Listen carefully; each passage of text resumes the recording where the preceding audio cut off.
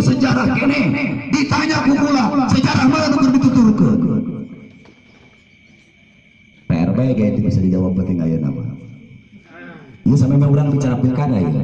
Karena saya Partai Demokrat sedang berikhtiar supaya Demokrat mendukung Ibu Hajah Ratu Tatu Hasanah. Iya. Karena secara kelembagaan partai kami memang baru saja melaksanakan debat visi misi yang alhamdulillah Ibu Tatu juga hadir. Beliau adalah tokoh politik yang sangat santun menurut saya. Jadi tidak paluhur-luhur tantang, tidak pagirang-girang tampian, tidak naon cek teh maya-mayana, tidak nangtung ulah gurundung, buta tuh malah mundiu ke tante murulu. Sebab calana lagi kencang doang. Nah, tadi saya ditanya Bapak Elangan ya atuh tinggal kencang-kencang calana bae Bang, supaya alamun diuk ulah-ulah murulu ya. Jadi ada hikmah kemarin saya juga bersama-sama Kang Baru dulu gitu. Sahabat saya dari DPP Partai Demokrat itu ada sahabat Johnson Sitindaun. Jadi lamun sering nempo Kompas TV One, nah orang itu sering nongkrong di TV, debat biasanya di TV. Beliau mengapresiasi, memang Ibu Tatu ini bukan hanya Haji Kasan, tapi memang pribadinya begitu. Jadi jadi kebesaran Ibu Tatu ini menurut teman-teman DPP partai kami ini memang persepsi pribadi nih Bang. Ini pendapat pribadinya Johnson Sitindaun, orang Batak. Jadi kata Johnson, Ibu Tatu ini ternyata besarnya bukan karena anak Abah Haji Kasan almarhum, Allahumma, tapi memang pribadinya yang cerdas beliau ini. Maklum orang Medan kan memang blak-blakan gitu kalau.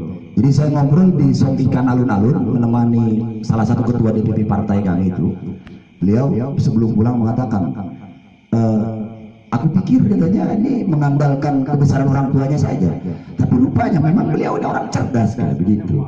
Di sini nih, saya sampaikan ke pimpinan kami, kalau secara pribadi sih mungkin keluarga saya secara apa namanya, karena hubungan saya secara pribadi dengan Ibu Tatu mungkin bukan hubungan politik Pak, tapi lebih kepada hubungan anak kepada orang tua, karena dulu kami lama lah diasuh oleh beliau sebelum saya ke Kabupaten Lebak. Jadi nggak penting lah saya ngomongin apa namanya Kabupaten Lebak yang terlebih dahulu, karena tadi itu bahwa bentuk syukur nikmat saya mengenal politik Pak Sirot diantaranya belajar kepada beliau, belajar kepada Ibu Tatu. 2009 saat saya menjadi salah satu ketua umum organisasi nasional itu ya sering diskusi dengan beliau. Tidak pernah beliau menampilkan sebagai sosok penguasa dan anak penguasa menurut saya. Ini saya tidak tahu kalau menurut orang lain nih Pak Haji Ulum, tapi ini menurut saya. Maka pertanyaan sederhana di malam hari ini soal pemarahan, saya setuju tadi yang disampaikan oleh sahabat saya, sahabat Hasan. Ini bacaan sejarahnya luar biasa, S1-nya sejarah, S2-nya juga memang sejarah. Lamun kuliah di Universitas Indonesia geus eueuh deui tahun universitas.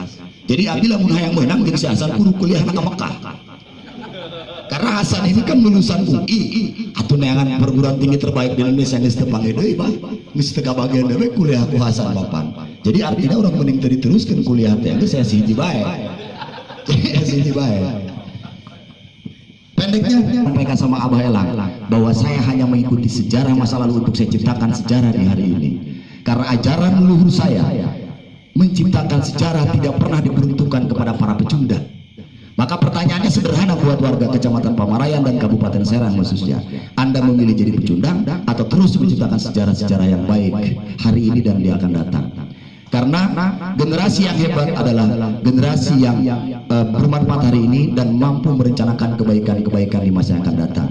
Karena teori moderasi dalam perspektif kebudayaan Muhammad adalah merawat kebaikan masa lalu, menciptakan kebaikan hari ini, dan merencanakan kebahagiaan di masa yang akan datang. Anggus sirupa doang gitu. Ya seperti itu. Jadi itu mungkin yang bisa disampaikan ku Abdi secara pribadi. Jadi salaras nama Abdi mah teu kudu nepangkeun diri, kapungkur ge sok ngebangna di Cihujung nya Lembur Mantang daerah almarhum ayahanda saya tercinta. Di YouTube saya sudah saya angkat itu kaulo bahwa saya sedang melewati jembatan baru Pamarayan gitu kan, yang diresmikan sekitar tahun 95-97 yang lalu, yang mana mengorbankan jasad ayah saya harus diangkat, didoser, dipindahkan ke pemakaman umum begitu. Kalau orang yang mengadakan bedolan bendungan dengan sukaria, gembira, berjoget, bayangkan betapa saya melerangkan jasad ayahanda saya dibongkar untuk mega project pembangunan jembatan baru Pamarayan. Tapi harus dicatat oleh warga Pamarayan sendiri, oleh warga Pontang begitu, bahwa kami dan keluarga besar telah menyumbang untuk negara ini, telah menyumbang untuk bangsa ini, untuk Provinsi Banten khususnya. Orang Pontang akibat daripada dibangunnya jembatan baru Pamarayan, aliran air semakin lancar. Ya.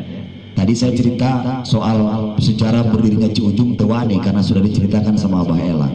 Soal bagaimana teori masyarakat harus cerdas sudah disampaikan sama senior saya Kang Dr. Haji Sirajuddin. Kebijakan-kebijakan masa lalu dalam perspektif pemerintah Kabupaten Serang sudah disampaikan sama Kak Ulung. Saya sebagai anak Sajim almarhum yang di desa Panyabrangan di kampung Lembur Mantang suka menangis dan meneteskan air mata ketika bedolan ini dijadikan ajang hura-hura. Sesungguhnya masyarakat tidak pernah memikirkan betapa kesedihan kami ketika melihat kerangka ayahanda kami sudah tidak utuh, dibungkus kubuah lagi di talian doang, Mbak. Saat buang sabakul kira-kira diasupkan di dalam 8 jasad dalam satu lubang. Kalau kira-kira hari ini saya mau nyombong, saya bongkar lagi itu kuburan ayahanda saya, kemudian saya bawa ke tanah pribadi saya untuk dibuat satu pusara yang hebat. Apa kata ibu saya? Jangan. Khawatir ayah kamu malah semakin sedih ketika dipisahkan dari orang-orang yang dulu terkena gusuran. Pusara kuburan jangan hanya nampak indah menurut manusia hidup, yang terpenting adalah kata ibu saya, doakan siang malam ayahandamu agar ditempatkan di tempat terbaik oleh Allah Subhanahu wa Ta'ala. Dan saya akhirnya berbahagia bahwa ayahanda saya telah menyumbangkan dan mengorbankan jasadnya untuk kebahagiaan Indonesia, untuk kebahagiaan masyarakat Kabupaten Serang, untuk pertanian, untuk kelancaran dan lain-lain.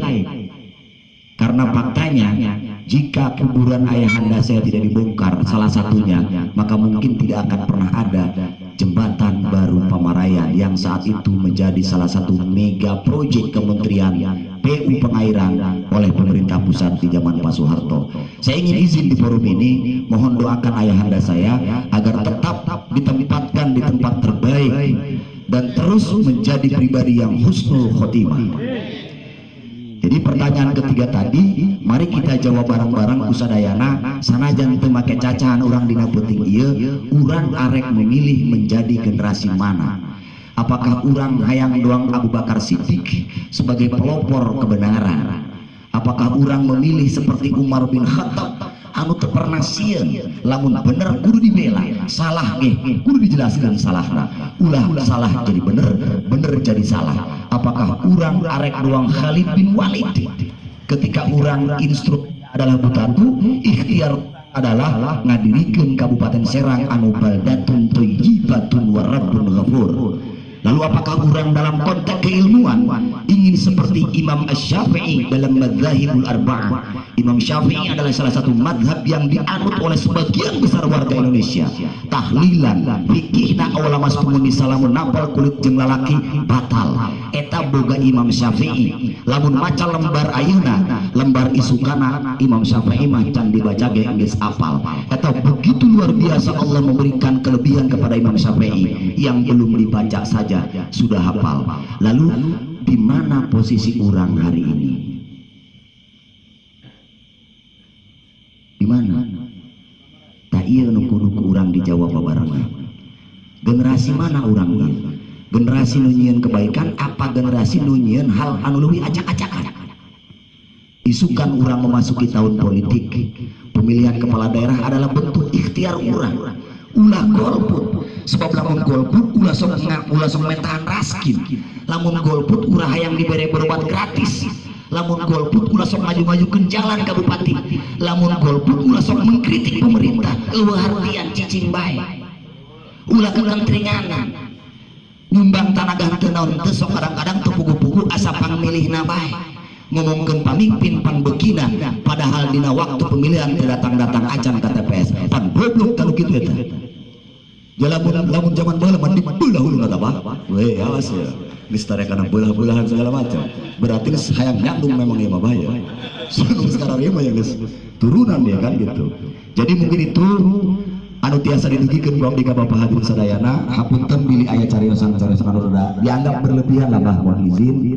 Habis setuju bahwa hidup hari ini bagi si Ucuy adalah hanya mengulang sejarah masa lalu. Mungkin hari ini kami adalah generasi yang disiapkan oleh masa lalu untuk menjadi pemimpin di hari ini. Kami mungkin saja adalah generasi yang disiapkan oleh generasi masa lalu untuk lebih bermanfaat di generasi hari ini. Mungkin saja orang-orang tua kami, keturunan kami dulu belum selesai berbuat baik. Kami dan kita semua yang harus meneruskan perbuatan-perbuatan baik itu. Jangan pernah tidak yakin bahwa sesungguhnya keturunan kita adalah keturunan orang-orang baik, karena semua keturunan kita adalah umat Muhammad, nabi yang sangat dimuliakan oleh Allah, para malaikat dan para nabi-nabi lain. Mengapa kita tidak percaya diri untuk menjadi lebih baik dari hari ini dan dari hari kemarin? Itu saja. Wallahu muwaffiq ila aqwamit thoriq. Wassalamualaikum warahmatullahi wabarakatuh.